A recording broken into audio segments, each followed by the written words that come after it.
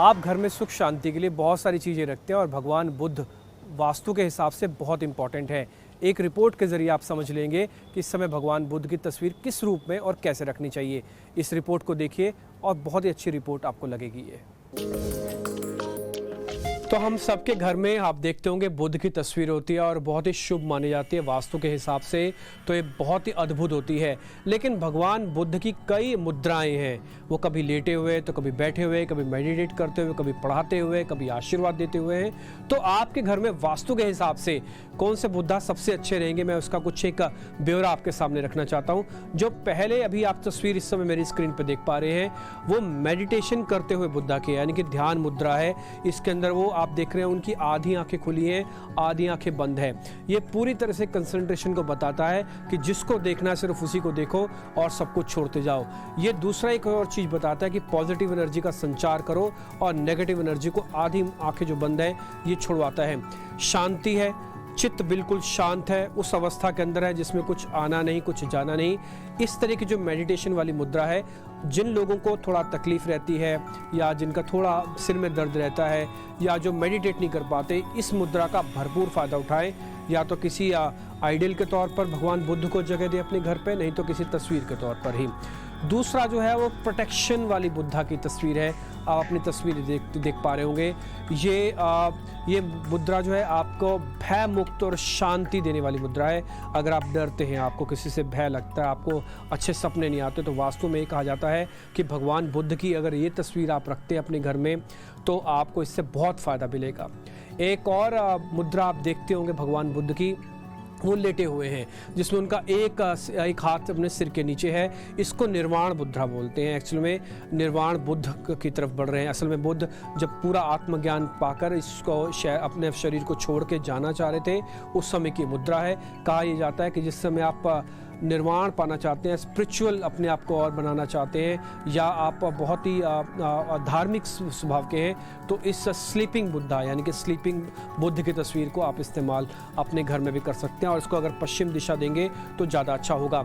एक और मुद्रा मैं आपके सामने रखता हूँ, वो है मेडिसिन वाली मुद्रा। असल में आप देख पा रहे होंगे ये जिन लोगों के घर में स्वास्थ्य ठीक नहीं रहता लोगों का, या जिन लोगों के घर में कहीं ना कहीं हेल्थ प्रॉब्लम्स रहती हैं, तो नीली रंग की प्रतिमा को आप इस्तेमाल कर सकते हैं। इसमें भगवान बुद्ध के हाथ में एक मेडिसिन का एक बॉक्स है, या फिर कहें कि एक घड़ा है जिसके अंदर वो सारी मेडिसिन है जो आपको हील कर सकती हैं। तो ये एक अद्भुत चीज़ें हैं। एक और बुद्धा की तस्वीर आप देखते होंगे या फिर भगवान बुद्ध को देखते होंगे, वो शिक्षा देते हुए आपको दिख रहे हैं, प्रचार करते हुए दिख रहे हैं। ये बहुत ही अद्भुत है।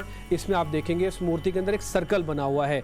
इस सर्कल को पूरा ब्रह्मांड और पूरा चक्र है, यानी कि जहाँ से आप शुरू हो रहे हैं वहीं पर आप पहुँचोगे, लेकिन इस पूरे सृष्टि का अंत और जहाँ से इसका शुरुआत हो रही है इसके बारे में वो ज्ञान दे रहे हैं। तो ये बहुत ही सुंदर बुद्ध की तस्वीरें हैं, प्रतिमाएं, जो वास्तु के हिसाब से बहुत इंपॉर्टेंट है। और अगर आपको लग रहा है कि इनमें से कुछ नहीं, लेकिन हम भी अपने आध्यात्मिक ऊर्जा को बढ़ाना चाहते हैं, तो भगवान बुद्ध की प्रार्थना करती हुई तस्वीर आप उसको भी इस्तेमाल कर सकते हैं अपने घर में, जिससे अपनी आस्था, अपनी भक्ति, अपना समर्पण जो भगवान के प्रति है वो आप उसका इस्तेमाल कर सकते हैं। इसको आप लिविंग एरिया में रखते हैं तो बहुत अच्छा माना जाता है। तो हमने आपके सामने आज कोशिश करी है भगवान बुद्ध के अलग अलग रूप को अलग अलग तरीके से आप अपने घर में स्थापित करेंगे तो अच्छा लगेगा। तो बहुत सारे क्वेश्चंस आपके हमको मिल रहे हैं और उन्हीं क्वेश्चंस का जवाब देने के लिए आज हमारे साथ एनरॉक के अश्विंदर सिंह हैं, जिनसे हम करेंगे बातचीत। अश्विंदर, पहले तो आपका बहुत बहुत शुक्रिया, थैंक यू वेरी मच, आज आपने हमारे लिए समय निकाला। अच्छा लग रहा है आपसे बातचीत करके।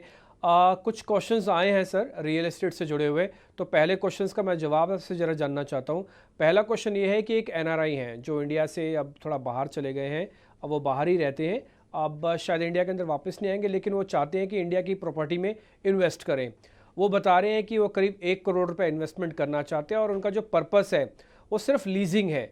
वो लीज़ करना चाहते हैं अपनी प्रॉपर्टी को, यानी कि खरीदेंगे और उसको लीज़ कर देंगे। तो वो क्या खरीदें? ऑफिस खरीदें, घर खरीदें, कोई मॉल में जाके जगह खरीद लें, क्या खरीदें और किस जगह पे खरीदें? 1 करोड़ उनका बजट है। देखिए, इस समय तो रियल एस्टेट पिछले 2-3 साल से बहुत स्टेबल भी है और ग्रो भी कर रही है। अभी एक लेटेस्ट रिपोर्ट आई है जिसके अंदर पिछले 5 सालों के अंदर नियरली प्रॉपर्टीज़ जो हैं डबल हो गई हैं। उनके रेट डबल हो गए हैं। 2019 में जो प्रॉपर्टी 4,500 रुपए पर स्क्वायर फीट थी बैंगलोर में, आज की डेट में वो 9,000 रुपए पर स्क्वायर फीट पे ट्रेड कर रही है। कई जगह उससे भी ज्यादा हो गया है। सो ये टाइम बहुत अच्छा है लीजिंग के लिए। इनको एक अच्छी दुकान, अच्छा कमर्शियल ऑफिस 1 करोड़ के अंदर कहीं पर भी मिल सकता है, जो टॉप सिटीज हैं टीयर 2 की।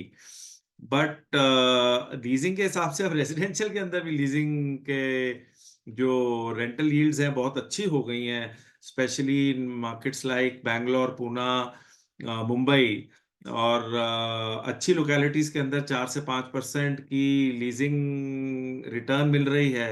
और अगर उसके साथ साथ अगर आपको 5 से 6% का कैपिटल एप्रिसिएशन भी मिल जाए हर साल, सो आप डबल डिजिट्स के अंदर कमा सकते हैं। सो उनके लिए काफी ऑप्शंस हैं, उनको डिसाइड करना पड़ेगा वो कौन सी माइक्रो मार्केट के अंदर और कौन सी सिटी के अंदर कंफर्टेबल है।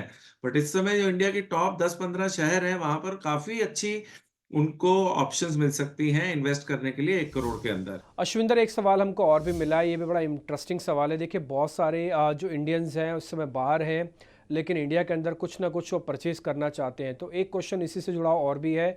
आप मान लीजिए कोई एनआरआई है और वो विदेश में बैठा है, लेकिन वो होम लोन लेना चाहता है।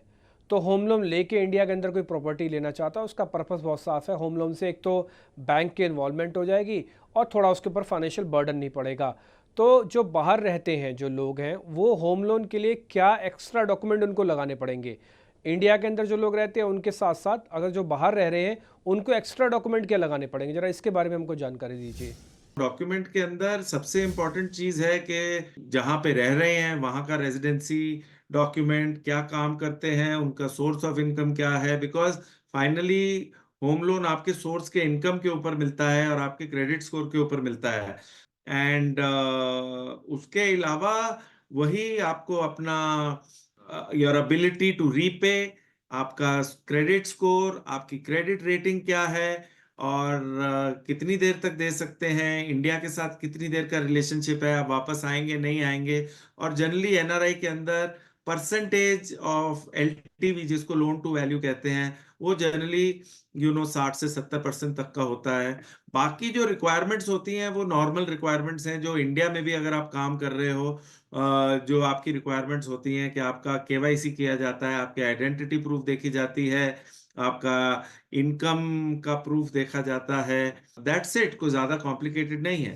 फिलहाल इस एपिसोड से इतना ही, लेकिन लगातार रियल एस्टेट के काफ़ी बेहतरीन शो हम आपके लिए डिज़ाइन करके लेके आते रहेंगे। इसका आनंद लीजिए, इसको आप इंजॉय कीजिएगा। ईटीना स्वदेश और टाइम्स नाउ नवभारत HD पर। नमस्कार।